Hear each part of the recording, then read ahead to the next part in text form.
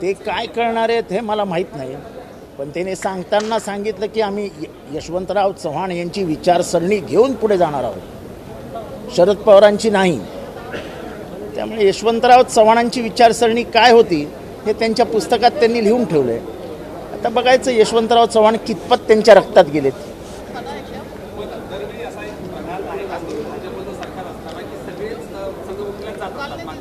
मला मला मला आज काही बोलायचं नाही. मी जेवढं बोललो तेवढं बरोबर आहे की यशवंतराव चव्हाणांचं फोटो लावतात, त्यांचे विचारसरणी आम्ही अंमलात आणणार आहोत असं म्हणतायत. त्यांना शरद पवारांचा फोटो म्हणजे आता तो तर संपलेला, तो विषयच आमच्यासाठी संपला आहे. आता यशवंतराव चव्हाणांचे विचार काय आहेत अख्ख्या महाराष्ट्राला माहिती आहे, अख्ख्या भारताला माहिती आहेत. ते कसे अंमलात आणतात ते बघूया आपण.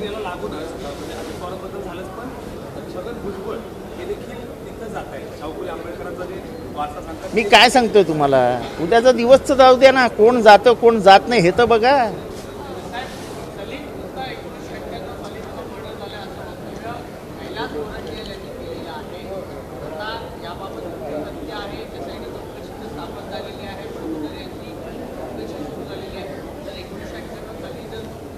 हे सगळं फक्त माहोल क्रिएट करण्यासाठी असतं.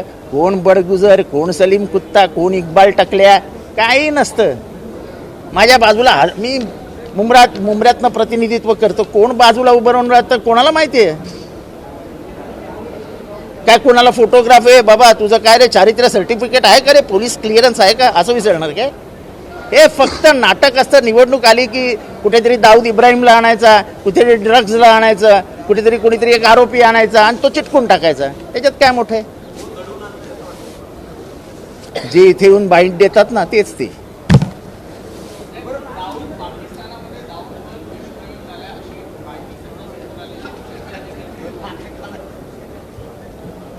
नाही तर दाऊदवर काय झालं हे काय आपलं काम नाही ना. दाऊद या देशाचा दुश्मन आहे, हे सर्वज्ञात आहे. दाऊदला काय झालं तर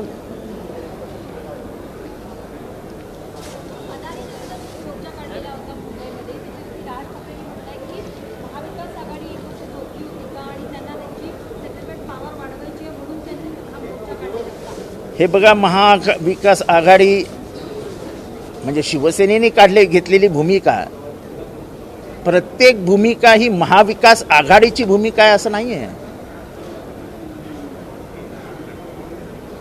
त्यामुळे एक वर्ष झोपलं होते का आणि हे होते का ही गोष्ट वेगळी. आता सेटलमेंटच्या बाबतीत राज ठाकरेंपेक्षा कोणाला जास्त माहिती असणार.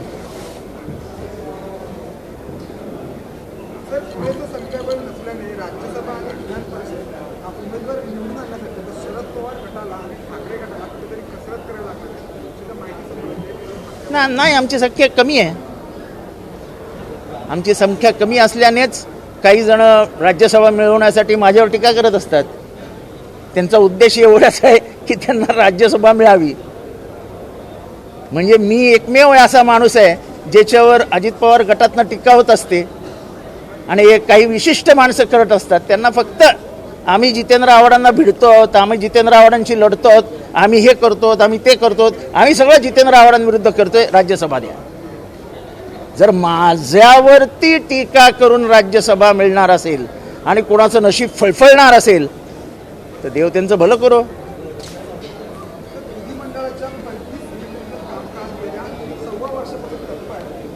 अहो विधानसभा ना महाराष्ट्र ठप्प आहे. तुम्ही कसल्या त्या 26 कमित्या घेऊन बसल्या. चला झाले प्रश्न, तुमच्याकडे प्रश्न नाही आहेत. कुठलं पालघरचा जिल्हाध्यक्ष म्हणून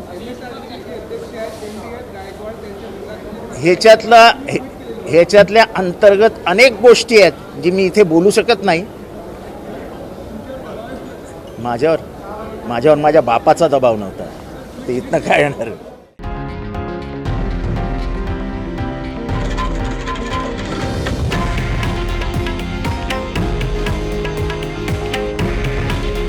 हे आहे देशातील नंबर 1 न्यूज नेटवर्क आणि आपण पाहत आहात TV9 मराठी. काळजी तुमची, हित महाराष्ट्राचं.